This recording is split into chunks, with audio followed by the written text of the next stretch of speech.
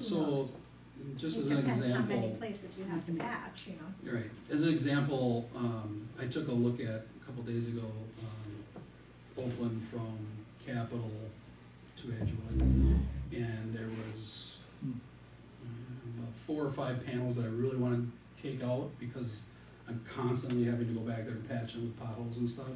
And I plan to do that before winter. Well, if I was to call in a contractor just to do those 5, the cost is high because of the fact that it's just, I mean, I literally pay like 10 grand in traffic control. You know, every time you do that, you know, so if you pay for it once and do a bigger area, you know, it makes more sense than trying to do that, you know, on multiple occasions, you know. So they're kind of like other types of costs, project costs that are incurred with smaller. So what, the panels you wanna replace, are they sinking? I mean, there's, No, there isn't much left of them, literally, Okay. they're just so fractured up that okay, it's, you know, it's not like a single pothole, it's multiple okay. Just all disintegrations. potholes Yeah. and potholes, Mhm. okay. Okay, any other questions on option B? And with option B, is there alleys still in the same schedule? There that was could, before? there could be. Okay. I would add, so if option B is the one that is selected, I think we would probably have some additional, I would ask that we have maybe an additional conversation just about other project sequencing and scheduling. The reason for that is if you look at, say, 2022, while looking, you know, just looking at the map in terms of lineal feet of street, it doesn't seem terribly off the wall, right? But actually, in terms of construction value and what's involved in that project, the 2022 project would be almost a $9 million project. Because it is all sewer work. So, you know, that just, we might, not saying we would, but what we might look at is maybe in the year prior to that, or in the year after, I'm not sure, this is a conversation we would have to have. It was just kind of giving our utility staff and our staff maybe a year to regroup and gear up for the next large project without having multiple projects in that summer. So, and I'm not saying we would, but I'm saying, you know, one thing we might look at is between 2022 and 2024, maybe taking that summer just to kind of make sure, you know, we have everything set, give the utility staff some time to kind of shift, maybe focus back to water a little bit, because during this construction, they're gonna be very sewer focused, and it's the same group of people. So, I mean, we may ask for a deviation from the alley program, and we skip a year, or, you know, at some point, we're gonna be back in this area for sidewalks, and I'm not sure we're gonna be wanting do a sidewalk program in the same area that we're doing a large sewer project. So if this is the option selected, I think we would ask at a future date to, you know, just talk to you about possible modifications or alterations to those other odd calendar year infrastructure projects that we do. So, hey, first of all, thank you for all this. I appreciate it. This helps. I just want to summarize and make sure I'm getting everything correctly with this option B. So essentially, option B moves up sewers, but it preserves. It could preserve alleys. There's still a potential for mill and overlay and some concrete repair in Oakland, and it maintains staffing at DPW. Is that kind of the summary? This one, under this one, the additional construction management FTE would not be what I would call an absolute necessity. Okay. But that said, I'm just gonna throw this out there, because of, and I think I mentioned it as one of the assumptions under all the scenarios, because of the type of work that we're doing, we are going to probably need to increase our contracted construction management if we're not adding that FTE. Okay. So that means now, let's just say, for example, on like the last couple of projects, we've averaged, we'll say 6 to 8% for construction management and inspection, and that was really trying to keep hours at a minimum. Okay. This is the type of investment and project, I think we might want to reevaluate that and make sure that rather than trying to keep those hours at a bare minimum, we're budgeting enough hours and contracting for the hours that we actually need to make sure that this project is implemented successfully. There's gonna be a lot more resident contact, I think, than, you know, we would have on a typical road program. Just because of the nature of the work that's being done, some of it is deeper sewers, and that will tend to impact, or at least in people's mind, it impacts their basements and so those sorts of things, so, yes, but. You know, thank you for that, and I mean, I agree with that, with the level of projects we're talking, we wanna make sure that we get public input and have appropriate implementation, so thank you. So if we added staff, can that be built into the project bonding and stuff, or built into the budget of the project, if we're fairly dedicated to the, or how is that? Well, you know, we always have the option of attributing municipal staff costs to a construction project. The two challenges with that is, number one, then we're borrowing money to pay staff costs, and that has a long-term cost to it. Number two, when you unwind that, you end up with a jump in your staff costs and in your operations budget, because at some point in time, these big projects cease. Right. We experienced a little bit of that with our TIF projects over the last 6 to 7 years. As those started winding down, more and more of those staff costs had to come back to the general fund. Right. That was something we could control very gradually. That application for construction projects would be much more abrupt when that time came. So it's certainly possible, but there's pros and cons to that. But if you envision this person is assigned to the projects, it's like a special grant, they're funded out of the grant, and when the grant ends, or they end, the position, A position. limited term position. Limited term position, or, you know, it's a long project, but with that understanding going out, I don't just been putting it on levy. Or we would be paying interest, you know, on Right. on the salary cost of the person.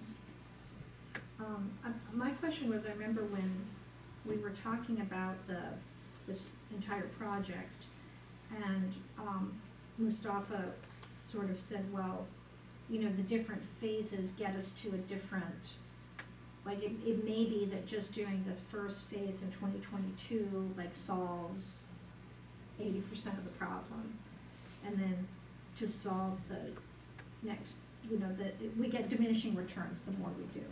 I don't know, is that correct? I mean, how would? I think that was more accurate for the previous, approach that we were taking, which was to first put in that extremely large, storm sewer with the outlet through Hubbard to the Okay. river. That was an enormous concern of that project, because all of the money, the vast majority of the money was up front, but the vast majority of the benefits were backloaded as you added the additional. And so in terms of the benefit, in terms of basement backups, is this all kind of equal, are these both phases kind of equal? I think it would be fair to say that it is similar in the sense that, the larger portion of the benefit will come early. Okay. But that is in part because we've put a larger portion of the pipe into the first project year. If you recall the Baxter Woodman study, even if we built, we are always going to have pockets where we cannot achieve that 4 inches in an hour. Recall the Hunt plowing discussion, some of Right. those other discussions. So, you know, there's no guarantees with sewer work, but this, I know you know. And we've been looking at this and options for a very long time. And this, of the 9 years we've spent doing that, we think this is the best compromise in terms of timeliness and value and results. Which one? Just All this the- concept, no, they're all the same. Concept of the They're, sequence. the pipe in the ground on all of Okay, these is the okay, same. all right. So we can't say, oh, if we did this, that's what I was asking, if we do this first part, we're getting a pretty good benefit and we can wait for the latter. I mean, it's sort of, it seems like it's all, Yeah. you're saying it's all, okay, so, do you know so for the 2024 part on this map, what's the estimate for that part?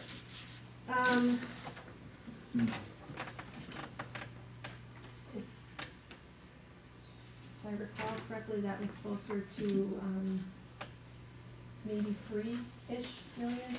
I can get you those numbers, I don't have them with me.